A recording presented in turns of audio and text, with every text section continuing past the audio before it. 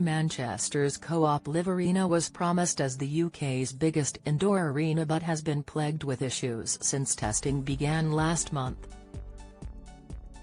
The crisis-hit new music venue is being monitored closely as contractors continue work to complete the £365 million Co-op Live Arena in Manchester amid a string of high-profile setbacks.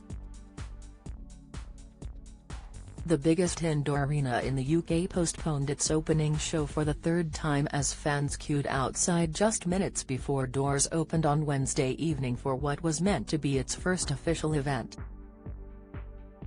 The 23,500 capacity venue aims to attract big-name acts away from London as well as awards shows and sporting events. The Eagles, Janet Jackson and Eric Clapton are due to play the arena, but so far only a test event by Rick Astley has gone ahead. The embarrassing fiasco has led to questions and criticism of how the arena's opening has been handled. Here is a timeline of what has happened so far. 2020 planning permission is given for the venue project, built by developer Oakview Group, who said the £350 million project would create 3,500 jobs during construction and a further 1,000 once the venue opened. That same year, former One Direction member Harry Styles was announced as an investor for the arena, which is next door to Manchester City's Etihad Stadium. 2023 first gig announced is pop trio Jonas Brothers to perform on June 17, 2024, and this is followed by more acts confirmed over the year for the venue, which is set to open in April 2024. February 29, 2024 is announced that the 2024 MTV European Music Awards, EMAs, will take place in Manchester at the arena on November 10. April 20 headaches for Co-op Arena became patently clear after capacity for a test event was reduced with just hours' notice. Rick Astley did perform at the arena, however, and there were reports on social media that the event was a success. April 22 yet more issues came when comedian Peter Kay's performances were postponed with less than 48 hours' notice.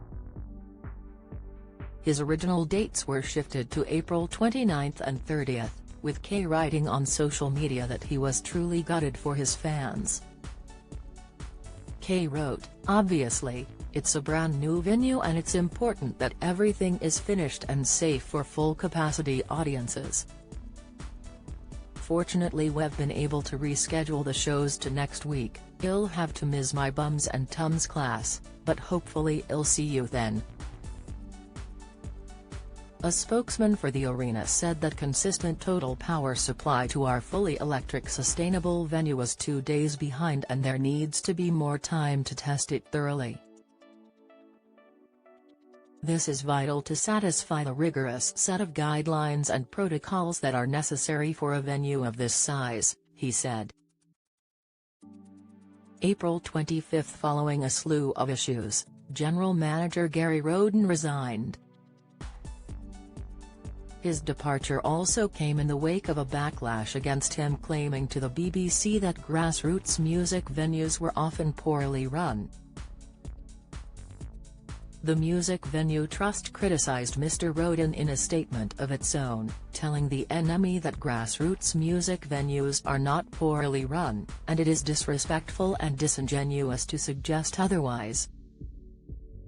It added, "Obviously, the irony of making ill-judged, unnecessary and misleading comments about grassroots music venues on the day that the launch of their new arena has unfortunately fallen into such difficulties is not lost on anyone in the music industry, on artists, or on audiences."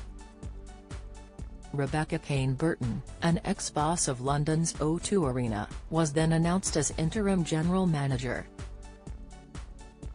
Jessica Caravos, president of OVG International, thanked Mr. Roden for his help and wished him the best for the future.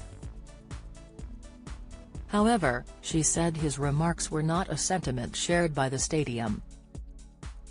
She added, "Tim Leavick has repeatedly stated, Co-op Live remains committed to grassroots music in Manchester and beyond, including teaming up with Mayor of Greater Manchester Andy Burnham on the Artist of the Month campaign, and as a founding partner of Beyond the Music. April 26. Peter Kay and the Black Keys both have to reschedule dates because of the venue not being ready. Kay's gigs moved to May 23 and May 24, and he said it was very disappointing, but your safety is important, and I won't compromise that on X, formerly Twitter. The new date for the US rock band The Black Keys became May 15.